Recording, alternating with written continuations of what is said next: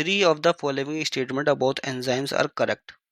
तो 3 स्टेटमेंट जो है इन चारों में से वो करेक्ट है और एक स्टेटमेंट ऐसा मिलेगा जो कि रॉन्ग है। Which one is wrong? अब रॉन्ग कौन सा है वो बताना है। पहला स्टेटमेंट है ऑप्शन ए, जो कहता है कि एंजाइम को चाहिए होता है ऑप्टिमम पीएच उसकी मैक्सिमम एक्टिविटी करने के लिए। बिल्कुल सही है, ऑप्टिमम पीएच ऑप्टिमम टेम्परेचर चाहिए होता है, तब जाकर के एंजाइम अपनी एक मैक्सिमम एक्टिविटी करता है। तो ये स्टेटमेंट राइट है। नेक्स्ट स्टेटमेंट कहता है कि enzyme are denature at high temperature. And जब हम टेम्परेचर ज़्यादा देते हैं तो एंजाइम जो होता है डीनेचर हो जाता है और अपने फंक्शंस को खो देता है।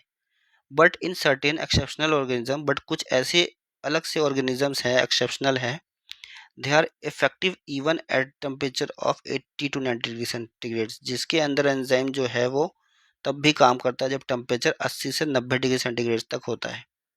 तो ऐसा होता है, थर्मोफिलिक जो ऑर्गेनिजम्स होते हैं उनके अंदर जो एंजाइम्स होते हैं वो हाई टेम्परेचर पे भी काम करते हैं। ठीक है, तो ये स्टेटमेंट भी आपका राइट हो जाता है। एंजाइम और हाईली स्पेसिफिक, अब एंजाइम जो है हाईली स्पेसिफिक होता है, मतलब एंजाइम जो है वो अपने पर्टिकुलर सबस्ट्रेट के साथ ही रिएक्शन करेगा, किसी और के साथ नहीं करेगा। ठीक है, तो हर एक एंजाइम का एक स्पेसिफिक सबस्ट्रेट होता है, तो हाईली स्पेसिफिक होते हैं एंजाइम भाई।